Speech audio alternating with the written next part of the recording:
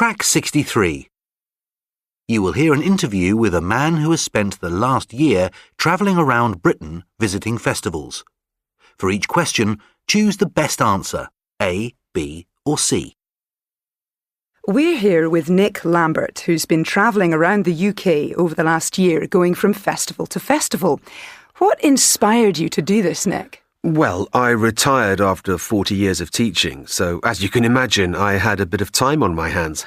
I could have done anything, global travel or take up a new hobby, but I wanted to do something completely different.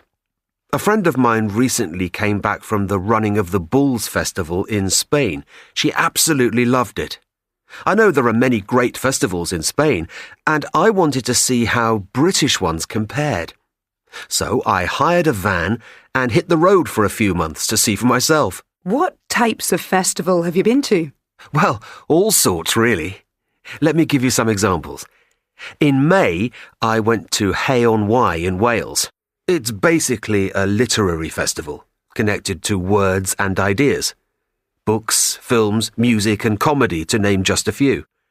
Here, the lyrics of songs, plots of films and verses of poems are all celebrated. And there's always a famous speaker. It was recommended to me by my wife, as it's her favourite festival. And to be honest, I was expecting to find it a little boring.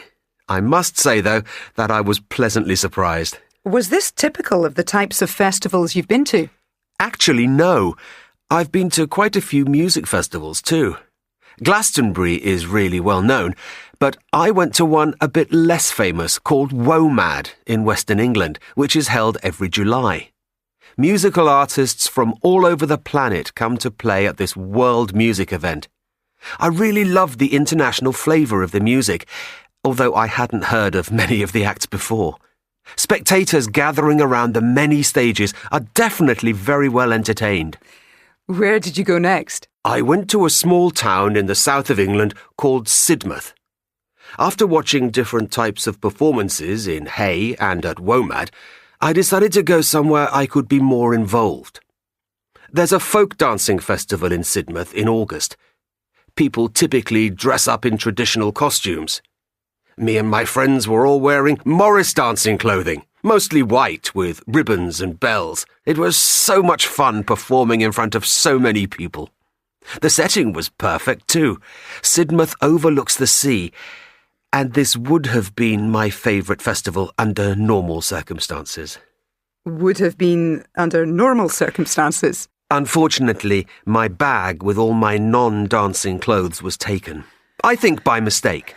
But because my phone and wallet were in there too, it soured the experience a bit. Were you tempted to stop your festival tour because of that? Not at all. It was just one of those things. I'm pleased I continued. I went to many other places. From the Edinburgh Fringe Festival, I particularly enjoyed the live comedy there, to the colourful costumes and marching steel bands at the Notting Hill Carnival in London. I must say, this year has been full of wonderful experiences. Which would you say was your favourite then? Very difficult to say, to be honest. Perhaps one that I remember most vividly, though, was Diwali in Leicester. It's not a typical British festival. It comes from India and commemorates a famous Hindu story. But it was such a colourful and exotic experience. Lots of fireworks were let off. It's called the Festival of Light for a good reason.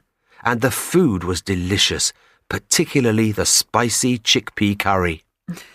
Where next then, Nick? I still haven't forgotten my friend's story of her amazing experience at the Spanish festival.